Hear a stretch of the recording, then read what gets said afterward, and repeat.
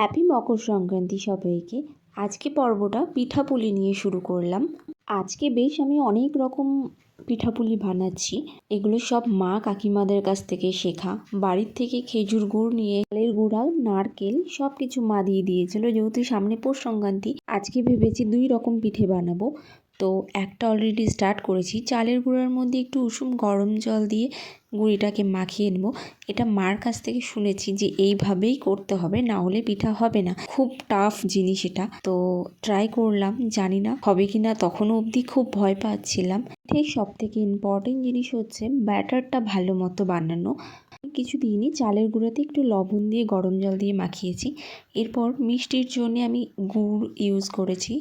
যেহেতু খেজুর গুড় একটু মিষ্টি থাকে, তো একদম পরিমাণ মতো দিলাম।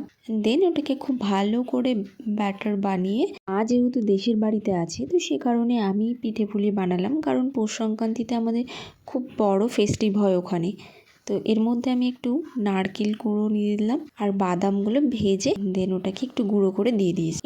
এগুলো বেশি দেওয়া যাবে না, না হলে ফুলবে না। তো পায়েসও হয়ে গেছে অলমোস্ট, ওই জন্য আমি গুড়টাও দিয়ে দিলাম। তো খেজুর গুড়ের পায়েস বানালাম। সিজনে খেজুর গুড়েরটাই ভালো লাগে। এদিকে তেলও গরম হয়ে গেছে, ভাবছি ভাজা পিঠাগুলো বানিয়ে নিই। বেশি তেল গরম হয়ে গেলে কিন্তু পিঠে ফুলবে না। এই দেখো আমারটা মিডিয়াম ফুলেছে। আরেকদিকে আমি বসিয়ে দিলাম মাংস পিঠা বানাবো বলে। তো এটা একটা স্পেশাল ডিশ। সচরাচর টাউন বাজারে এগুলো ডিশ আমি বানাতে কাউকে দেখিনি। এই পিঠেটা খুব টেস্টি হয় খেতে। পিঠেটা না একটু ঝাল রকমের হয়। তো এটার মধ্যে পেঁয়াজ, রসুন, আদা বাটা সব কিছু থাকে এটার মধ্যে। লঙ্কা গুঁড়ো থেকে শুরু করে সব কিছু তো দিয়ে এটাকে কষাতে হবে। চিকেনগুলো একটু কিমা না, কিমার থেকে একটু বড় সাইজে করতে হয়। তো ভালো মতো করে এটা কষাতে হবে। কষিয়ে তারপরে চালের গুঁড়ো দিয়ে মাখাতে হয়। দেন মাখিয়ে তারপরে পিঠাটা বানানোর প্রস্তুতি। মাখামাখি চলছে এখন। খুব ইম্পর্টেন্ট দিয়ে আমি এই কাজগুলো ফোকাস করছি। এদিকে কাকিমাও বানাচ্ছে সেম জিনিস। কারণ কি, এই মাস্ট আমাদের এই পিঠেটা পৌষ সংক্রান্তিতে হবেই। তো এরপরে একটু কাঁচা তেল দিয়ে দিলাম। দিয়ে এবার এটাকে খুব ভালো করে মিক্সড করব। করে তারপরে তাওয়াতে দিয়ে জাস্ট ফ্রাই করতে হবে। জাস্ট যেরকম গোলা রুটি করি সেম জিনিস এখানে। আমাদের মেদিনীপুরের দেশের বাড়িতে না এই ফেস্টিভটাকে, পৌষ সংক্রান্তিটা খুব বড় করে মানে। ওখানে সবাই নতুন জামা কাপড় পরে, বাচ্চা থেকে বড় সবাই। প্লাস খাওয়ার দাওয়ার ভালো মন্দ অনেক থাকে, বিশেষ করে পিঠে। এই দেখো সব কমপ্লিট। রাস্তার অবস্থা খুব ঠান্ডা দিয়েছে, মানে এত ফগি হয়ে গেছে। এখন রাত বাজে 12:30। আমি এবার পিঠা ভাজা পিঠা বানিয়ে চলে আসলাম নারকেল বাদাম দিয়ে। এটা খেজুর গুড়ের পায়েস। আমি মিষ্টিটা একটু কম খাই, এই জন্যই খেজুর গুড়টা একদম মিডিয়াম দিয়েছি। এই দেখো পায়েসটা।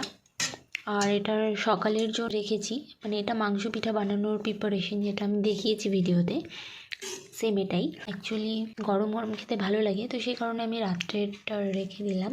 রাত্রে যেটুকু করার করে নিয়েছি, এরপরে সকালের জন্য আবার রেখে দিলাম। এটা সকালে করব। আমাদের অফিসের কলিগ আছে, ওরাও বলেছে খাবে, তো ওদের জন্য গরম গরম বানিয়ে দেবো। পৌষ সংক্রান্তির আগের দিনকার পিঠে বানিয়েছি। আমাদের নিয়ম এটাই যে আগের দিন বানিয়ে পরের দিন সকালে খেতে হয় স্নান ধান করে। গুড মর্নিং সবাইকে। অনেক তাড়াতাড়ি উঠেছি সকালে আজকে, কারণ অনেক কাজ ছিল। ঘর মোছা, স্নান ধান করে তারপরে এগুলো বানানোর ব্যাপার আছে। যেহেতু স্নান না করে কিছু খাওয়া যাবে না, আমাদের এটা নিয়ম। স্নান টান করে দেন পুজো টুজো যে যার মতো দিয়ে দেন তিলের নাড়ু খেয়ে তারপরে তুমি পিঠাটা খেতে পারো। তো আমি স্নান ধান করে এসেই রান্না করা শুরু করে দিয়েছি, কারণ আমার ডিউটি আছে সকালে। তো আমাকে তাড়াতাড়ি এগুলো সব সেরে নিতে হবে, দেন তারপরে ডিউটি। আমি এখানে থাকি বলে সেরকমভাবে প্রিপারেশন করতে পারি না, বা সেরকমভাবে আমি আমাদের ফেস্টিভটাকে এনজয় করতে পারি না। কিন্তু ওখানে খুব ভালো হয়, মানে ওখানে ঠাকুরের প্রতিমা আসে একটা করে, তো ওটা দিয়ে আমরা ওখানে মানে পুজো করে দেন তারপরে নাচ গান অনেক কিছু হয়। তো ওখানকার কালচার একদমই আলাদা, যেটা কিনা আমি ঠিকমতো দেখতেই পারিনি এখনও। অ্যাকচুয়ালি এই ফেস্টিভ টাইমগুলোতে যাওয়াই হয় না।